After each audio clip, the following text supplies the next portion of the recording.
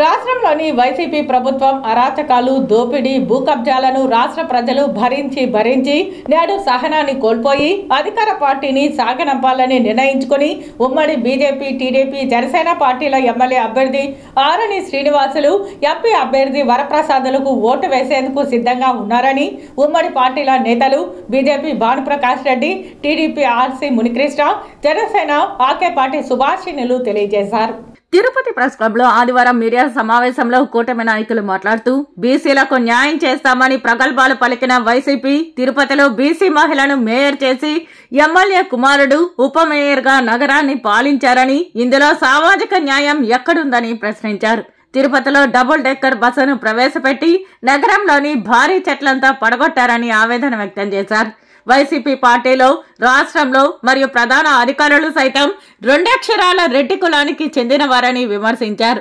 రెడ్డి కులం పదవుల్లో ఉండడం పట్ల సామాజిక న్యాయం ఎక్కడుందని సీఎం జగన్ ను ప్రశ్నించారు.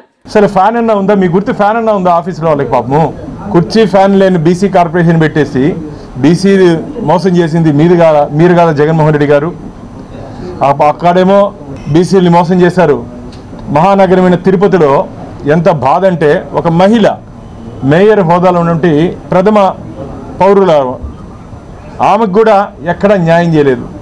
మీటింగ్లంతా జరిగిన విషయాలన్నీ మా కార్పొరేటర్ చెప్తారంటే వీరు లోపల ఉన్నారు కాబట్టి బయటని చూసిన విధానం చెప్తాం.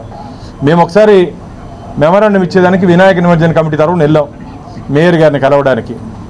మేయర్ గారు రూమ్లో ఉన్నారు. ఈ పక్క రూమ్లో రివ్యూ జరుగుతుంది. మొత్తం అధికారుల ఘనమంతా ఆడే ఉన్నారు. బయట అటెండర్ అడిగినా ఏం జరుగుతుంది అక్కడ అని. రివ్యూ జరుగుతుంది అన్నారు. ఏంది మేయర్ ఉండాలి కదంటే, అన్న ఇక్కడ మేయర్ లేరంతా డిప్యూటీ మేయరే చూసుకుంటాడు అంటే, ఎందుకు ఎన్నిక కాబడినటువంటి ఒక మేయర్ పట్ల, ఒక మహిళల పట్ల ఎందుకు మీరు అట్లా వ్యవహరించారు?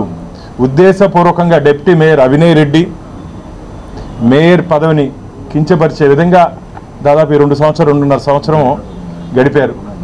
అన్నీ చూసి ఒక ఎమ్మెల్యేగా ఉన్నటువంటి మీరు చెప్పాల్సిన బాధ్యత లేదా? మేయర్కు ఉన్నటువంటి స్థానమేమి, మేయర్కు ఉన్నటువంటి విలువేమి చెప్పాల్సిన బాధ్యత లేదని చెప్పి ఈరోజు ఎన్డీఏ కూటమి శాసనసభ్యుల్ని ప్రశ్నిస్తోంది. 14 రోడ్లు మొదటి అజెండాలో వచ్చినప్పుడు ఆయన రోడ్లన్నీ ప్లాన్ చూపిస్తూ ఉంటే లాస్ట్లో మేయర్ గారు చెప్పారు, అసలు ఈ రోడ్ల గురించి నాకు కూడా తెలుసు సార్, నాకు సంబంధం లేదు, అసలు రోడ్లే తెలియదు నాకు అని. ఎక్కడైనా జరిగింది ఆయన అన్యాయం, మళ్ళీ మేము బీసీలకి న్యాయం చేస్తామని మొన్న నామినేషన్ కూడా ఆమెను తొడుకొని పోయి నామినేషన్ వేపిస్తారు, ప్రచారంలో ఆమెను అడ్డు పెట్టుకుంటారు. అరే, ఒక అధికారిని పిలిస్తే మేయర్ అనే ఆమె అభినయ్ రెడ్డి చెప్తేనే మేము వస్తాం, అభినయ్ రెడ్డికి చెప్పండి ఒక మాట అనే స్థితికి మీరు తెచ్చారు. మున్సిపల్ ఆఫీసును పూర్తిగా తుడిచేశారు, ఏమీ లేకుండా ఊడ్చాడు పారేశారు నాయనా కొడుకులు ఇద్దరు. నిజంగా ఆ రోడ్లలో ఏ రోజు ఆవిడ కనిపించింది లేదు, ఆవిడకి ఇంత విలువ ఇచ్చింది లేదు.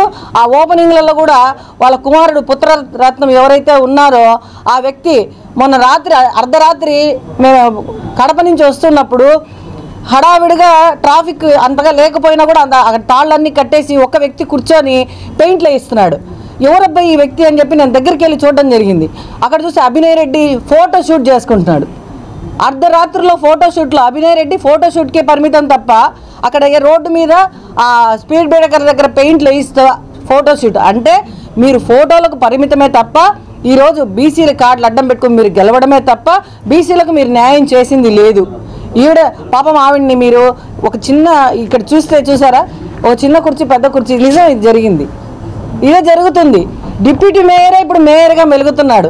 ఉన్న డిప్యూటీ మేయర్లు ఇద్దరిలో కూడా ఒకరు కాపు వ్యక్తి అయితే ఒకరు మేయర్ బీసీ వ్యక్తి అయితే వీళ్ళిద్దరు డమ్మీ అయిపోయారు. ఈరోజు శిరీష గారిని డమ్మీ చేసి ఈయననే మొత్తం పెత్తనం జలాయించేవాడు. రేపు గెలిస్తే తిరుపతిలో ఇటువంటి వ్యక్తి బీసీలకు అండగా ఉంటాడా? ఇది నమ్ముతామా ఎవరైనా?